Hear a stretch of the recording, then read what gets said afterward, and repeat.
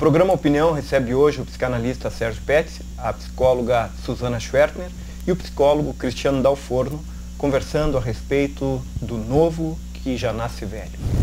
Sejam bem-vindos ao programa Opinião.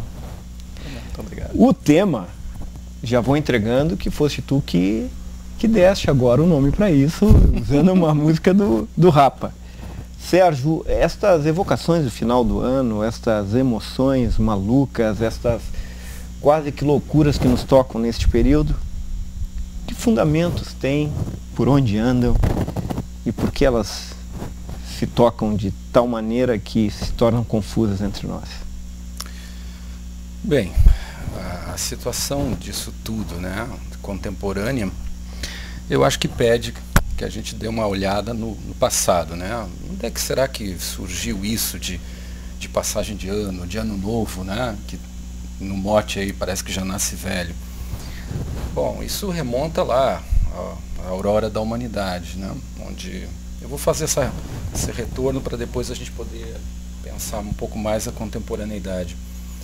A ideia de ano novo é uma datação. E como toda invenção humana, ela não necessariamente é igual em todas as culturas. E é interessante pensar que isso em algum momento era comemorado na entrada da primavera, outros povos comemoravam no fim do outono, e outros, como no caso dos romanos, estabeleceram bem no meio do período do inverno, que corresponde a esse período nosso do verão, mas que no hemisfério norte era o meio do inverno. Março. Os romanos trouxeram para dezembro, Cristiano, né? Alguns povos comemoravam, não sei se antes eles comemoravam em março, mas alguns povos faziam em março, para dar graças de terem sobrevivido, né? E iniciar o período de fertilidade. E outros, como os casos dos judeus, se eu não me engano, os gregos também, comemoravam antes, né, como uma coisa assim de, bom, o que vem pela frente. Mas lá pelas tantas se remeteu isso para esse meio do período. E é interessante que os romanos vão chamar, à medida que vai se estabelecendo o calendário, né, o juliano, por exemplo, o primeiro mês que marca essa passagem de ano vai ser uma homenagem ao deus Jano, que quer dizer portão, uma passagem.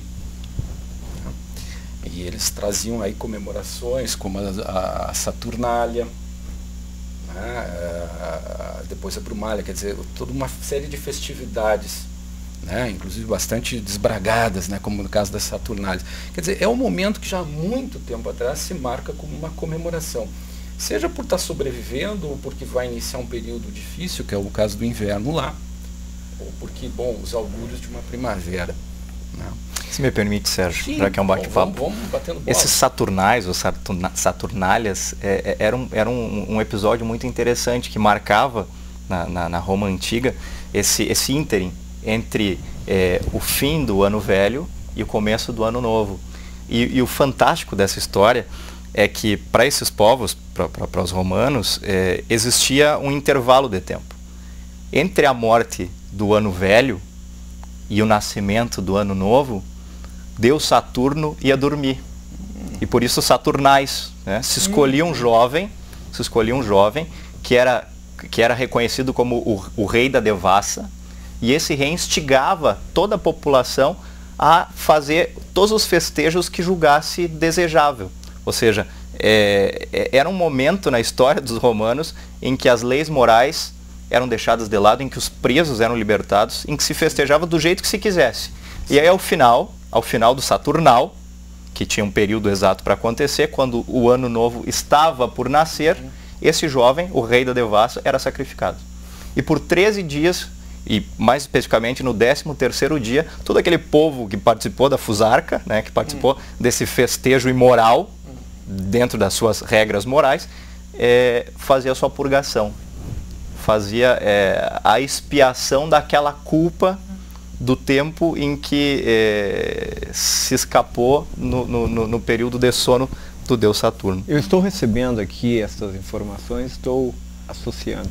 É interessante que os hebreus, os judeus, eles entram em confronto justamente com esse pensamento romano do tempo, Porque, incrivelmente, para eles não existe o ano que passou, nem o ano que chega. Apesar de o calendário deles trazer o Rosh Hashanah, que é chamado em hebraico o tempo novo, não desconsidera o tempo antigo. Não há como a morte, né, o fechamento, o encerramento do ano. Eles são obrigados a considerar são tempos longos. Inclusive, eles usam 49 anos para consumar um tempo. Extremamente entra em confronto com essa ideia dos romanos, inclusive, que os dominaram, né? Quando, por exemplo, Cristo, dentro desse tempo que nasce novo para os cristãos, nasce dentro desse ideal romano de tempo. David faz esse comentário e eu fiquei a pensar, né? Nós começamos a falar do tempo, né? Nesse retorno, né? Nessa retrospectiva histórica, porque toda essa gama de questões que o David trazia no início, né? Do momento atual, né? Não tem como nós falarmos do que é psíquico sem pensar a questão de tempo. E isso me lembrou, né, de que justamente janeiro é um mês que inicia o ano, e ele tem a ver exatamente com o deus Jano, que é esse portal, essa passagem. Quer dizer, então, desde muito já se coloca essa ideia de que no tempo há um transcorrer, há um fluir, e que há uma passagem para algo, né, pelo menos lá, naqueles tempos bastante antigos. E interessante que contemporaneamente a gente vai dar ênfase a uma palavra muito conhecida, que é Réveillon. E Réveillon vem do verbo réveiller, despertar. Então, se Saturno, né, adormecia, hoje a gente usa essa expressão de um despertar. É uma festa do Réveillon, vamos despertar. Despertar para algo novo que está por aí. Mas exatamente a ideia, né, que deu o nome para o programa, né, que o novo já está nascendo velho, é que hoje, o que nós teríamos a comemorar, né? O que estaríamos em passagem? Se lá a preocupação era com o inverno rigoroso, algo mais ligado à sobrevivência, o que nós poderíamos pensar hoje em termos de uma sobrevivência? Que não é exatamente mais aquela do rigor do inverno. E para nós, talvez suportar um verão escaldante, né, com menos camada de ozônio a nos proteger, com mais radiações a nos torrar, mas há algo de uma sobrevivência psíquica, talvez, a gente pudesse pensar. O que vocês acham disso? Dentro deste contexto, é interessante, eu lembrei aqui, porque foi onde eu pude mais estudar o povo hebreu. Eles tinham essa consciência de passagem do tempo, sem desconsiderar o outro tempo, não havia uma morte para um novo, mas dentro deste contexto de contar o tempo, haviam duas possibilidades. Uma era a liberdade, era essencial que o tempo passasse para se constituir liberdade. E a segunda era que você precisava se afirmar no tempo para existir. Quanto mais tu vivia, mais tu existias, principalmente para ser lembrado. Que passagem, o que tu vês nessa passagem? Eu fiquei pensando em tudo isso que nós estamos conversando aqui, dessa expiação, né? Desse tempo após, então, essas grandes festas. Fiquei pensando, será que a gente não está fazendo essa expiação antes, né? Anteriormente desse ano novo, para um despertar, vamos dizer assim, né? Como o Sérgio estava trazendo. Porque eu fico vendo assim, eu sinto isso no consultório, com as pessoas com quem a gente conversa pelas ruas, que como dezembro é complicado, como é difícil, parece que a gente está sempre correndo atrás da máquina, correndo atrás dos presentes de Natal, correndo atrás de algumas coisas que não conseguimos fazer durante o ano. E a minha sensação é que parece que ficamos com essa ideia de espiar algumas coisas, né? Dar um jeito de sacrificar esse momento para poder curtir no dia 31 de dezembro um nascimento e tipo assim, bom, deixei para trás, né, o que precisava, as coisas ruins, essa correria que ficou, principalmente do último mês. Quando fazemos um levantamento de tudo que passou durante o ano e, puxa, não consegui isso, não consegui aquilo, não consegui aquele outro. Bom, consegui isso, consegui aquilo, mas então parece que eu deixo esse ano para trás para poder despertar para alguma coisa nova. E eu acho que tem, assim como tem a tensão dessa correria de ano, do final de ano, tem também uma esperança. Eu acho que isso a gente também não pode deixar de lembrar, e acho joia quando o Sérgio também lembra desse novo que já nasce velho. Sim, né? Tem coisas que vão recomeçar, está recomeçando, a gente está virando a página do calendário, mas também tem essa esperança que sempre vem junto, eu acho, esse pezinho nesse novo, né? A esperança tem lugar dentro da psicologia para para se transformar alguma coisa, Cristiano? O que tu pensa? Eu acho que o psicólogo que não tem esperança na humanidade devia fazer qualquer outra coisa, mas menos ser psicólogo. Eu acho que sempre é possível mudar, sempre é possível ressignificar. E me parece que esse limiar, que é a passagem do novo para o velho, ou melhor, já me equivoquei aqui, que ato falha interessante, né?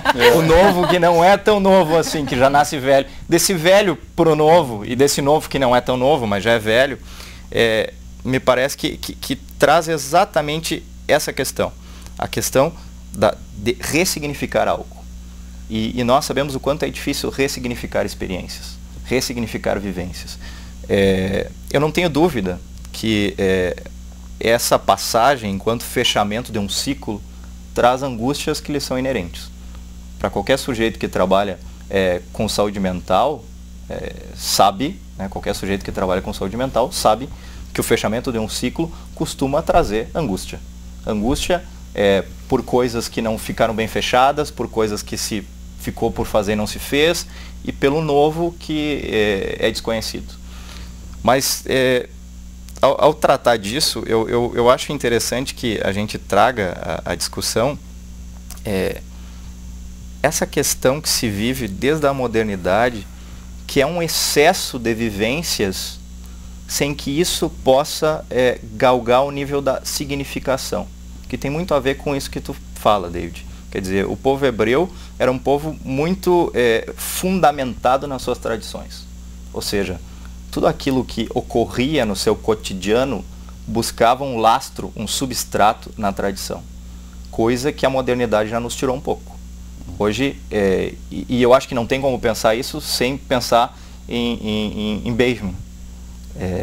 Walter Benjamin, que foi um filósofo, um pensador, um crítico de arte, estabeleceu isso de uma forma muito clara, quando ele dizia que a modernidade traz ao sujeito um número tão enorme de vivências, de episódios, que esse sujeito não consegue deglutir isso que ele vê, isso que ele sente, a ponto de transformar esse novo uma experiência, sair do nível da vivência, da vivência crua, do dia a dia, do cotidiano, do nível tarefeiro, como a gente chama, e transformar isso algo da sua experiência de vida, algo da sua história. Eu acho que o Ano Novo, na minha opinião, traz essa grande dificuldade. Porque quando o sujeito se coloca a refletir, por ser exatamente o fechamento de um ciclo e a abertura de um novo ciclo, é o que a gente faz, por exemplo, no domingo de noite, mas claro que numa proporção bem menor, não é o fechamento de uma semana, mas é o fechamento do ano muito mais, o fechamento de uma década muito mais, o fechamento de um século, como a gente fez há pouco tempo, mais ainda. Ou seja, tudo isso que a gente viveu, tudo isso que a gente viu, tudo isso que passou pelo nosso aparato perceptual, o que diz de nós? O que tudo isso diz de mim, da minha essência, da minha existência, daquilo que é o meu particular? Eu acho que a angústia inerente a essa passagem, a esse fechamento e abertura desse ciclo, tem a ver com isso. Tem a ver com essa tarefa que o sujeito é convocado a dar conta. Essa passagem, da vivência para a experiência.